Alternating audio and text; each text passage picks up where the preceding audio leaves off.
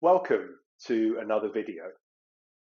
And today, what I'd briefly like to talk about is the breath. And in particular, what I've noticed in recent times when teaching in groups or even to individuals is that, let's say at the beginning of a session or the beginning of a class, and the instruction is to just start with some long and slow breath. So a long inhale, a pause, a long exhale, and then a pause. What can be noticed when this instruction is given is that everyone in the class has a completely different breath. And what do I mean when I say a different breath? Well, we can look at some of the parameters, which is that number one, some people's breath is longer than others or shorter than others. Some people's breath you can physically see is more effortful than others. Some people, for example, are carrying tension in their shoulders, and that reflects in the way that they breathe. Some people are carrying tension in the chest, in the ribs, and some people are carrying tightness, for instance, in the abdominal region. And so all of those factors come together to create a completely unique breath for everyone in class, in fact, for everyone in the world. And these unique signatures of the individual breaths are a result of both an interplay of anatomical design and physiological factors that have developed since we were born. So, for example, the person that has tension in the shoulders will transmit a different type of breath to the person that has tension or tightness in the belly. And so what this means is that all of us bring some kind of imbalance to our breath and therefore to the practice. Now, if this imbalance is not understood, then what happens is we bring that imbalance into our attempt to create a long and slow breath. Or, for example, we bring that imbalance into the way that we breathe within an asana, or going further still, we bring that imbalance into our pranayama practice, which we'll just loosely describe today as breathing practices.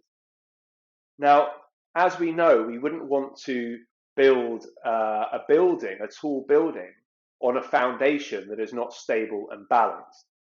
And in the same way, we don't want to build a breath practice that is not built on a foundation that is stable and solid. And so one of the things that I think is often missed today is the fact that we're so keen to, both as teachers and also as students, to kind of jump into what we see as advanced and developed practices, that we don't necessarily pay attention to how am I breathing, both from a physiological perspective and what kind of mental attitude do I bring towards my breath generally, that may affect the way that that transmutes into a practice. So, for example, for someone who is very, very tight and tense in the belly, you may find that when they breathe in, all of the movement is in the chest and there's almost no movement coming whatsoever from the abdominal region.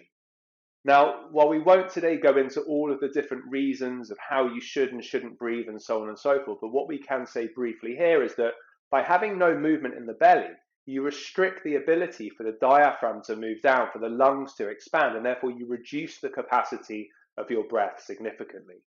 So if you take that signature pattern into the idea of a long and slow breath, you're only going to be able to muster a certain amount of capacity. And similarly, there will be a tension that is still manifesting within you, even at a subtle level. So the early stage of working with breath in yoga is not necessarily even just putting it together in an asana straight away, and certainly not perhaps diving into long, extensive pranayama practices, but it's to work with a practitioner or a teacher who can guide you in order to understand your own imbalances in the breath. And gradually, over the course of some sessions, to be able to find our way towards a balanced breath, both in terms of how that manifests physically, but also in terms of the psychological aspect of that breath, in terms of the effort that we use to breathe, and also the way that we feel when we're breathing as well. Because remember that the whole idea of breath practices generally within yoga is to bring our energy into balance, to bring our mind to a state of calmness. So if we're constantly breathing in the wrong way, and then we're breathing in the wrong way, but extending that breath, doing all sorts of ratios and all sorts of challenging practices, it's not necessarily going to lead us to the best place.